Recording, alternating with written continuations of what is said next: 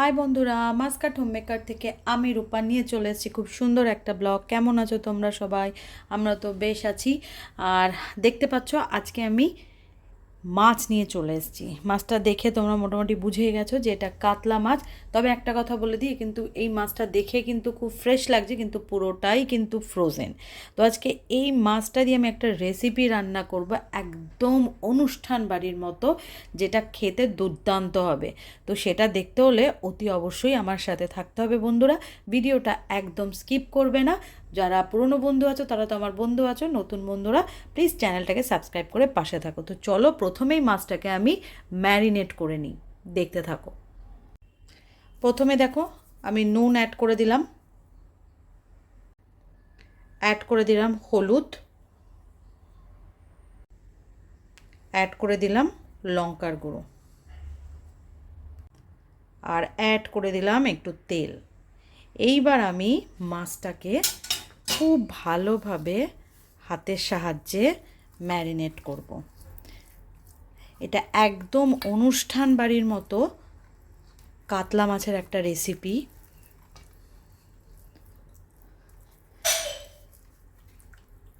যে কোনো রেসিপিকে হার মানাবে। দেখতে পাচ্ছ মাছটাকে আমি খুব ভালোভাবে হাতের সাথে ম্যারিনেট করে নিয়েছি। এইভাবে প্রায় আধা ঘন্টা আমি ছেড়ে দেব। তো এবার মাছটা রান্না করার জন্য কি কি ইনগ্রিডিয়েন্টস লাগে চলো রান্না করতে করতে সেটা তোমাদের সাথে শেয়ার করব। চলো দেখতে থাকো। ফ্রাইং প্যানটা বসিয়ে তাতে তেল দিয়ে দিয়েছি, এটা গরম হয়ে গেছে। এরপর আমি আস্তে আস্তে মাছগুলো ছেড়ে দেবো।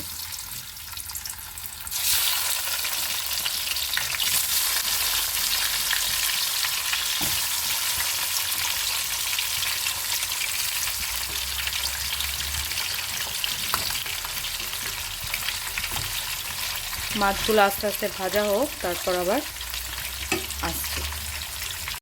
দেখো মাছগুলো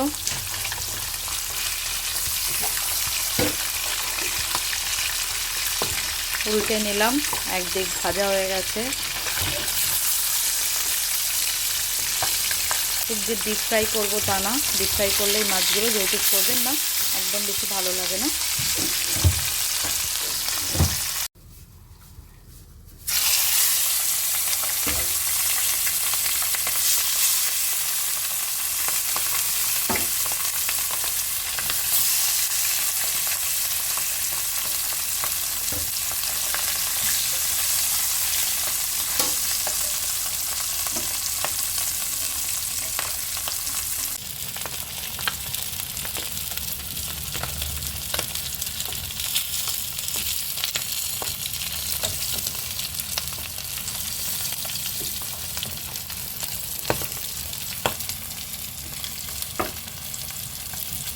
ফাইনালি আমার সব কটা মাছ ভাজা একদম ডান, দেখতে পাচ্ছ।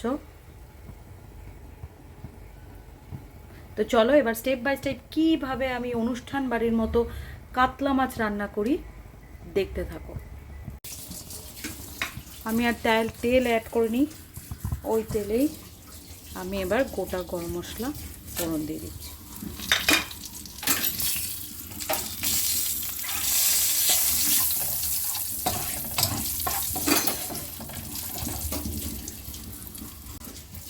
পর আমি কুচনো পেঁয়াজ অ্যাড করে দিলাম।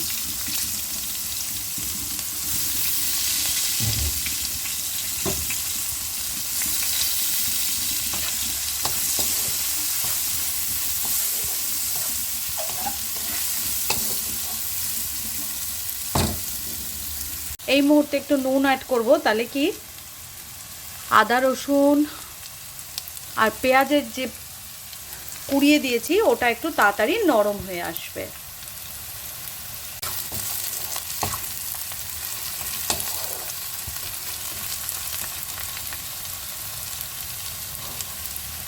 তারপর একটা বড় টমেটো আমি এইভাবেই কুড়িয়ে নিয়েছিলাম, সেটা অ্যাড করে দিলাম।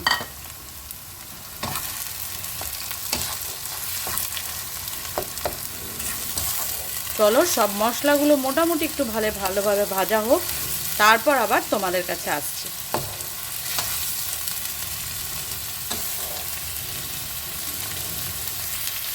এই মুহূর্তে আমি আলুগুলো কেটে রেখেছিলাম এইভাবে দিয়ে দেবো। তোমরা চাইলে আলুগুলো আগেও ভেজে নিতে পারো, বাট আমি ভেজে নিইনি। আমি এইভাবে এই পেঁয়াজ রসুনের সাথে কষাবো দেখে আমি এইভাবে দিয়ে দিয়েছি। চলো আলুগুলো একটু নরম হয়ে আসুক, মশলাটা কষে আসুক, তারপর আবার তোমাদের কাছে আসছি।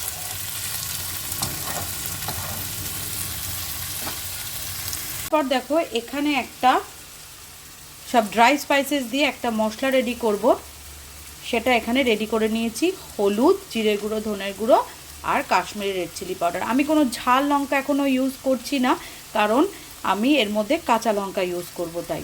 তো চলো দেখতে থাকো। এবার দেখো সব মশলাগুলো অনেকটাই নরম হয়ে এসছে।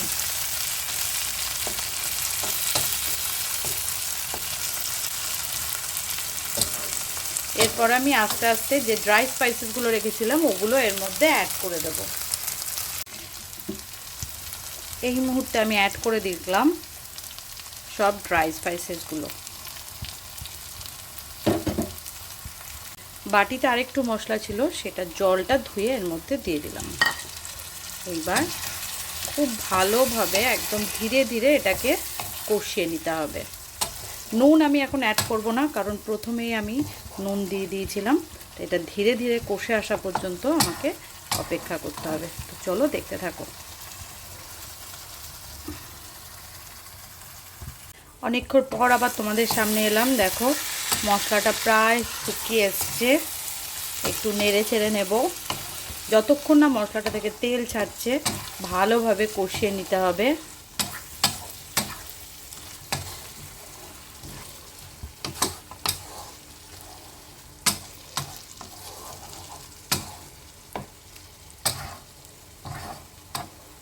গ্যাসের ফ্লেমটা একটু বাড়িয়ে দেব, এতক্ষণ আমি একটু কম আঁচে করছিলাম। তো চলো আবার আসছি। এই মুহূর্তে আমি অ্যাড করে দেব ফেটিয়ে রাখা টক দই।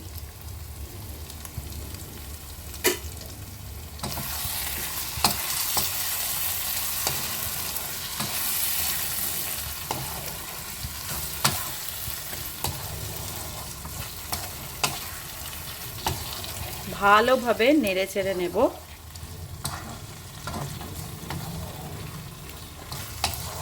চলো মশলাটা একটু কষে এলে আবার তোমাদের কাছে আসছি।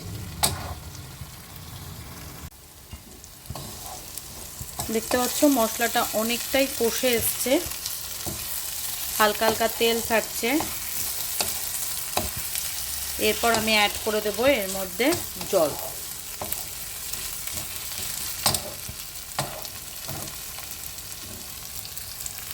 এই মুহূর্তে অ্যাড করে দিলাম আমি জল।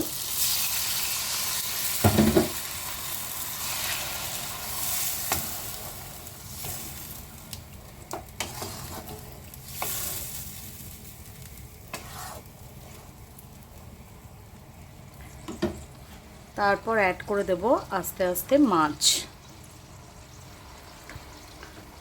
তাহলে কি হবে, গ্রেভির সাথে মাছটা ভালোভাবে ফুটে যাবে।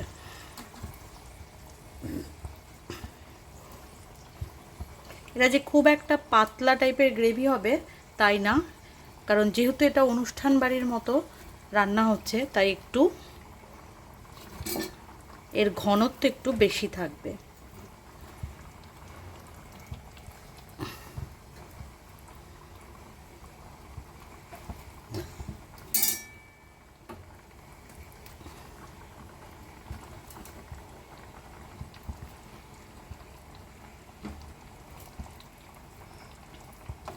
এরপর আমি যেটার মধ্যে মাছ ভেজে রেখেছিলাম তার মধ্যে একটু মশলা আছে, সেটা ধুয়ে আমি এর মধ্যে জলটা অ্যাড করে দেবো।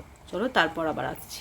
এরপর দেখো পরিমাণ মতো জল দেওয়ার পর মাছের ঝোলটা ঠিক এরকম এসছে। এইবার আমি কি করব, ফুটতে দেব বেশ কিছুক্ষণ ধরে।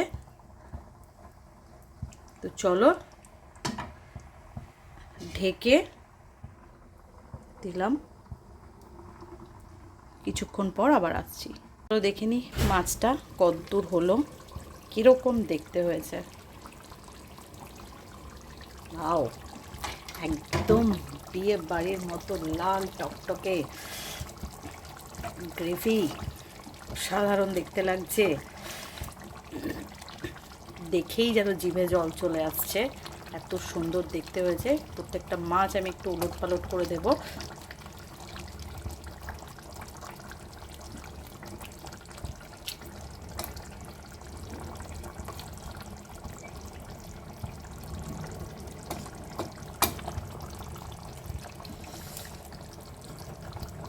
দেখেই মনে হচ্ছে গরম ভাতে জাস্ট জমে যাবে,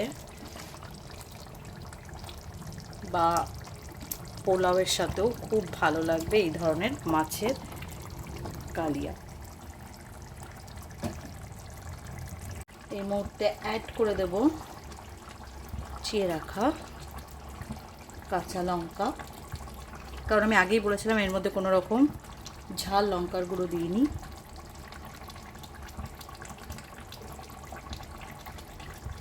আর কয়েকটা গোটা লঙ্কাও এর মধ্যে অ্যাড করে দিলাম। দেখতে পাচ্ছ মাছটা কত সুন্দর দেখতে লাগছে। এই মুহূর্তে আমি অ্যাড করে দেবো চিনি, তারপর অ্যাড করে দেব পরিমাণ মতো গরম মশলা।